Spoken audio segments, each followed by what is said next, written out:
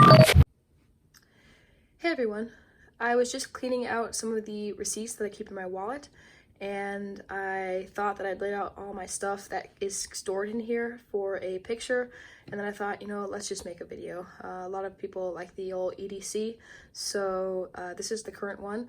Now all of this is what I carry on the daily in this coin purse. It's the Little Moose Things coin pouch. This is something I added. It lives right here.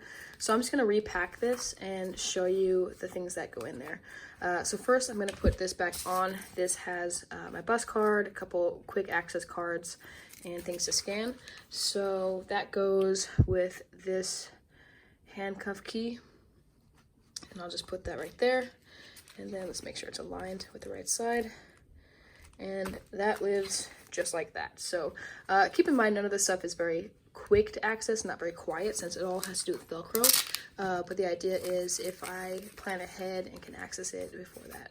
So let's go ahead and put the rest of the things in here. Again, there's plenty of Velcro inside this. So other quick access cards or regular old cards, licenses, this type of thing. And now we get into the tools. Here is what I kept primarily before getting this guy here.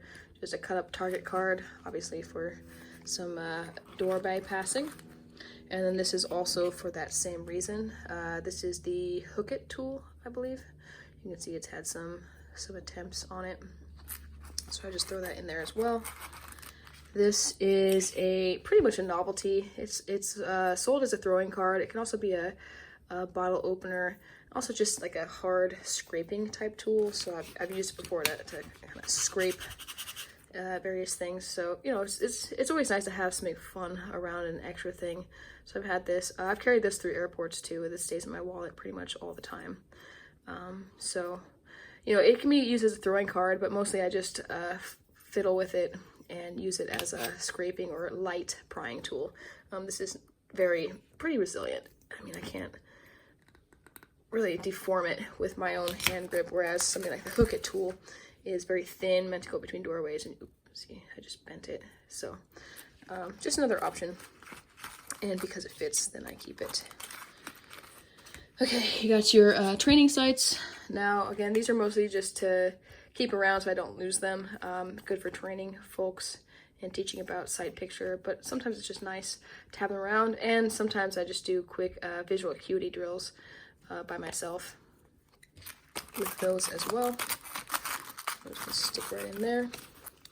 I have some small picks that I made out of street sweeper tines. You find these in the gutters. Clean them up by sanding them down and then quick Dremel. This is not very well done here, but I mean, it serves its purpose for what it is, a little bit, basically the next step up from paper clips. And those can stay there. Clearly each one is also a tension wrench. So we'll let those live alongside, like so. Okay. 2 extra hand sanitizers. I've been keeping a pocket hand sanitizer as well with a little squirt bottle, but it's nice to have some extras. What's cool about these two is you pop them open in the middle, you bend them, and then you can light fire, so they can actually be kind of nice to help light fires as well.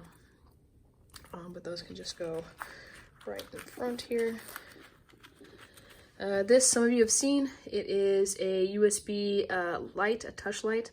So if I can take any USB outlet or external battery, pop it in and have a light source. And actually, I haven't tested how long this light source can last with a battery, but I'm sure there's hours and hours because it is LED, so very low power. You'll also notice some of these things could be on a keychain, but I like putting it in here because it's a lot more quiet and things stay in the places that I put them. Here's a little piece of pop can or soda can, just aluminum for decoding and other pop can type thin material metal things. Oops, let's get that alongside with the picks. Here you have a screwdriver.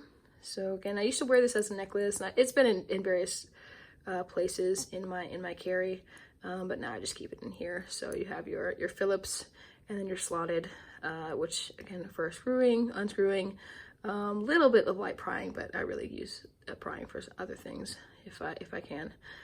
So that can live also down there, just on the other side of the hand sanitizer. And of course the pop knife or ox. This actually came to me from Little Moose Things. It was one of the little pieces in the care package after I reviewed this. So, you know, it's just nice to have these around. Also nice to have something to practice with as far as knife work, just kind of out and about.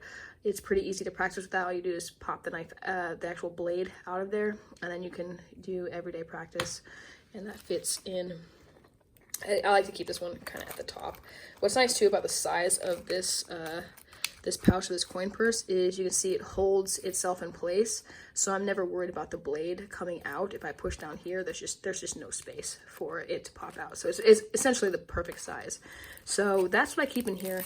And while it is, you know, there's a lot going on, it's a bit bulky. It's bulky enough that I think a lot of people wouldn't want it, especially since it's not money, right? This is all stuff.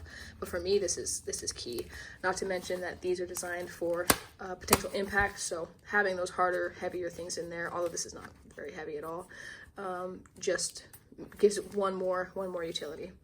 So I'll show you how I wear this every day and then call it good. Okay, so this is what the coin purse looks like when it's full of my things. And I wear this one of two ways. Keep in mind that I've been using my wallet in this way for many years. Before I had this, I used a one tigress lanyard or card holder, but that's been completely replaced by this. So the first way I use it is when I wear what I affectionately call my butt cape. I have these long sleeve Under Armours, which obviously is another layer, but a lot of times I use just as a belt, especially since I wear a lot of sweatpants. Kind of help hold sweatpants in place.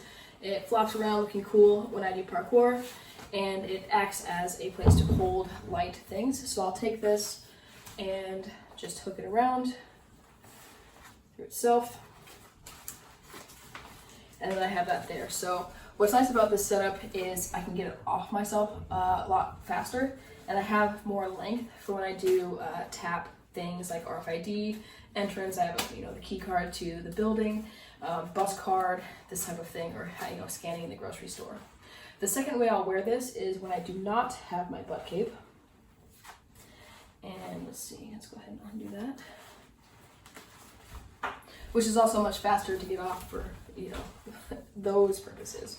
So say I don't have the butt cape, the way I wear it for the day is this just becomes the belt itself, and I put it around my waist thus.